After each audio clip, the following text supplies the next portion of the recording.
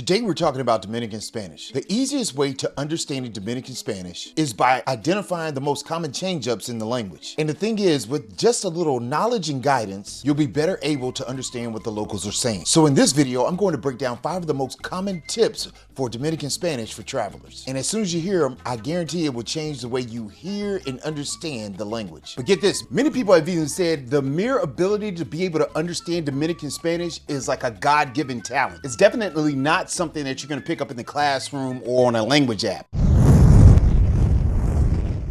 By the way, if you're joining me for the first time, soy Profe Don Omar, a Spanish teacher who's turned Spanish language coach, who's helped thousands of learners go from fumbling basic phrases to smooth, confident conversations in record time over the last 24 years. Now, let's get into it. No matter how long your daily streak is or how many XP you have, what is that anyway, XP? If you want to better understand Dominican Spanish, you're gonna have to go beyond the Spanish basics. In other words, trying to review traditional Spanish on your favorite language app on the day of your flight to the Dominican Republic is not going to cut it. Believe me, I see this all the time when I board the plane. Hashtag no bueno. Check this out. When you think about Dominican Spanish, I want you to look at it like this. Dominican Spanish is what you could call a rich linguistic sancocho. And if you've never had sancocho before, I advise you to try it out as soon as possible. Unless you're vegetarian or vegan, probably not a good idea.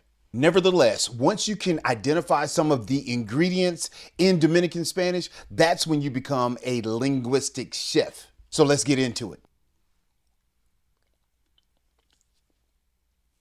Something on my face?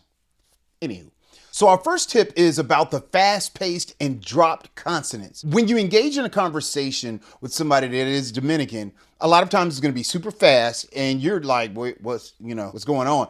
But also they speak so fast that oftentimes the S's are dropped off the ends of words. And I'm pretty sure we do, or I know some people that do that in English as well. But needless to say, there's an S that may be dropped off of words. And here we have some examples for you. So gracias becomes gracias. Otro ejemplos, adiós, adiós. Más, ma. Hasta luego, hasta luego. Vamos, vamos. Let's just say the Spanish that I learned in high school did not prepare me for the experience I received when I touched down in Santo Domingo. I mean, it was like walking onto a battlefield unarmed. Well, not really, but needless to say, I did not expect the things that I was going to encounter because I thought Spanish was Spanish everywhere. Oh boy, was I wrong. So basically we can say that Dominican Spanish is like a regional variety of Spanish, similar to the Spanish that you'll hear on different Caribbean islands, Puerto Rico, Cuba, countries like Panama, Venezuela, Colombia, those that have those border areas around the Caribbean. But Dominican Spanish is unique to the island of Hispaniola.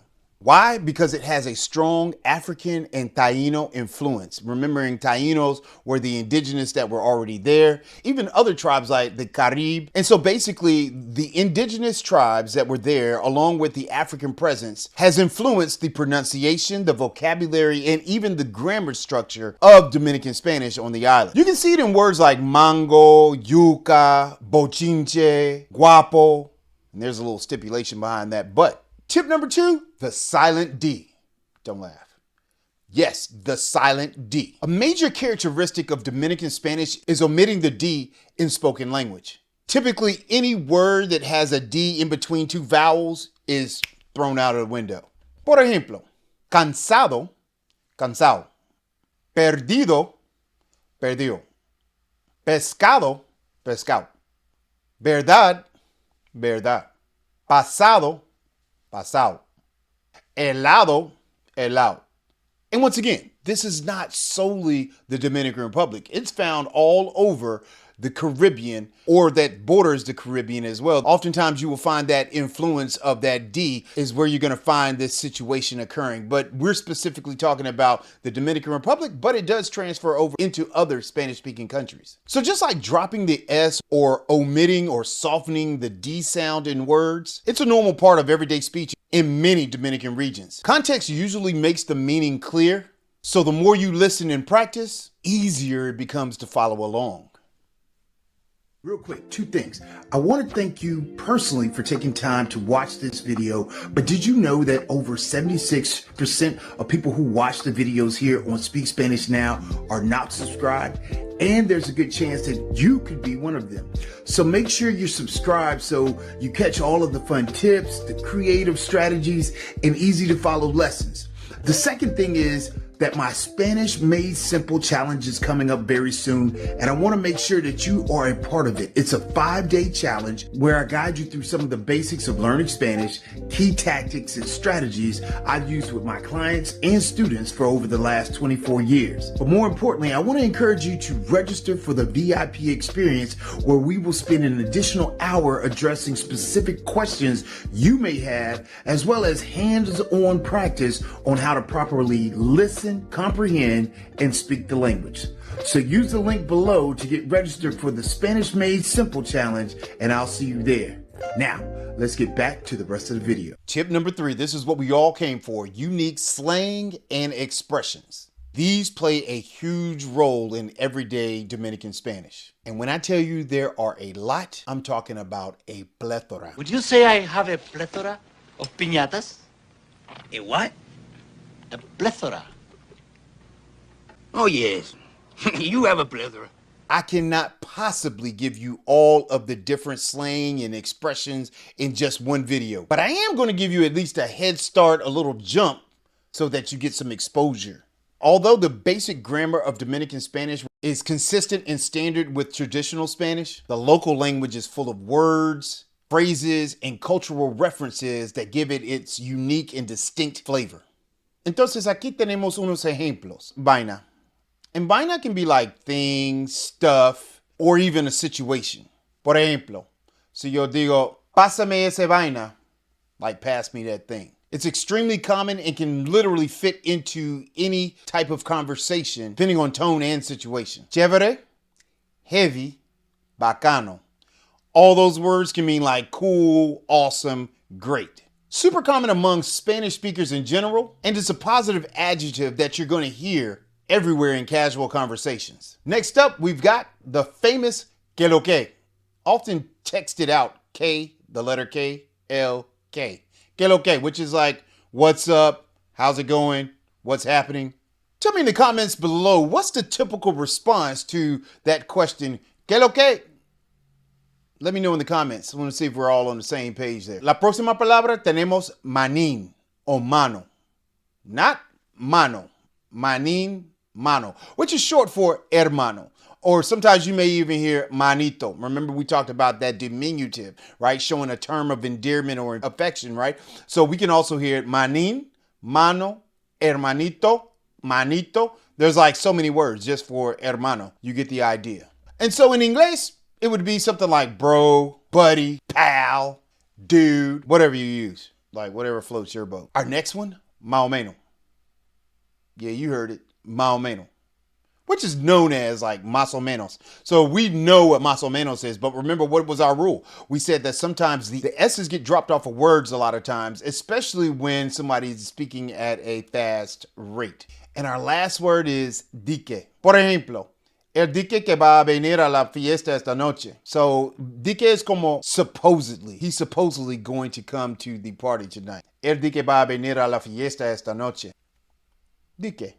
Overall, you're going to hear a lot of slang and idiomatic expressions all across the island, but it makes it super difficult for someone that is a non-native speaker when trying to learn Spanish. Fundamental thing is either you are traveling there over and over again, or you're around it on a day-to-day basis. That's when it starts to become second nature. And so let's take an example here. Aquí tenemos estoy cansado. This is like where we talk about the exaggeration or the idiomatic expression that somebody might use. Estoy cansado, but over here we may have estoy agotado. Yeah, totally different, right? Just be prepared to encounter conversations that are fast-paced and full of energy, which, you know, all that emotion and all that speed can be very challenging for somebody that's a non-native speaker, but try to sift through it and listen and focus to what you're hearing.